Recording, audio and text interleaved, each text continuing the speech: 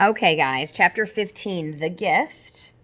I know you'll be super, super sad. There are no vocab words. You're writing a 7-sentence summary of the chapter. You know how much you love summaries. So you're writing 7 good sentences.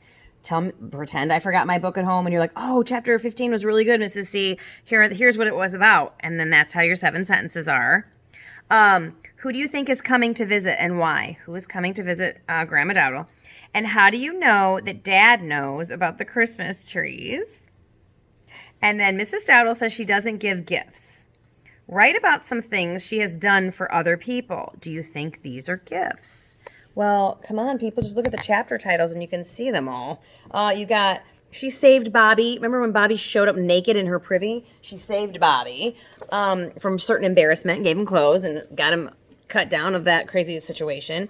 She was always leaving food on the porch for the preacher's family. What else? She got rid of Roscoe. Hello, basically, and because he was bullying Bobby, and to get rid of him for Phyllis's sake, because Phyllis was, very smitten with him. Anyway, lots of things. Chapter 15, The Gift. Not long at all. So it's an easy summary. Okay. Since Christmas is also the season of miracles, we were back before we were missed. On the last lap, I got a little overconfident, the way you do at 12. I needed more work on my steering and nearly took out Mrs. Dowdle's mailbox. But then we were creeping back past our house. I managed to park the pickle in its regular ruts. It lurched one last time and the engine died. I put the keys back where they belonged.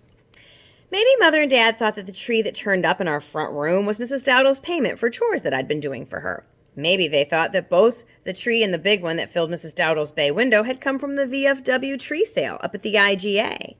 Maybe I let them think it. Mrs. Dowdle and Ruth Ann decorated for days. They were gilded pine cones, strong enough popcorn for 2 trees. The first graders made paper chains at school, and Ruth Ann made extra. The tree in the bay, to show him the way, glowed like Times Square with strand after strand of fat bulbed lights. There were no presents under Mrs. Dowdle's tree, though. She said she didn't give any because of inflation. There was a tree in every front window in town against the blue glow of television sets, and a wreath on every door. A full-sized beaver-board nativity scene, flood-lit, appeared at the park uptown where Gypsy Pigot's big top had stood last summer. Woody Zelfer's oil filling station gave out inflatable plastic snowmen with every lube job. And night after night, the strains of a heavenly host singing Alleluia welled out of our church as Mother rehearsed the choir concert. Actual heavenly hosts looking down on the town could have taken it for a toy village under a Christmas tree, complete with the train track and winking lights. A light dusting of snow on Christmas Eve was the final touch. The town bustled now with company coming. Kids home from college, soldiers on leave, company for Christmas. After a sketchy supper at our house, the bustle turned to panic. Mother said the Christmas choir concert was her first opportunity to share Methodist music with what she called the larger community. She was worried sick they didn't have all the bugs out of Ring Out Wild Bells. Then she couldn't find her pitch pipe. The Methodist women had made Christmas choir robes out of Army surplus sheeting. Phyllis said she looked like Casper the Ghost in hers. She and Mother had given each other Tony home permanents, but this hadn't calmed them. Ruth's Ann choir robe was a mile too long. She kept tripping over it and stumbling into things. She said she had her solo part down pat. Mother wasn't so sure. The house vibrated with women. They were in and out of every room. You couldn't hear yourself think, and the concert was still an hour off. Dad and I got our coats and went outside, but it was too cold on the porch. We went around the back and sat in the pickle to be out of the wind. Dad had on his old pea coat from the Navy over his robe with the velvet. He hadn't worn it since the princess's funeral. As soon as we were in the car, I knew it wasn't a good idea. There was a heady evergreen smell and pine needles everywhere, for some reason. We had a clear view of Mrs. Dowdle's house. Lights were on the upstairs and down. The kitchen glowed like a blazing pumpkin with last-minute cooking. She'd sent Ruth Ann home way before dark, and she had been seen down at the depot, waiting for somebody to get off the train. She has a fine tree, Dad remarked, brushing pine needles off of the pickle's dashboard. To change the subject, I said, "Oh, but there aren't any presents under it. She doesn't give gifts."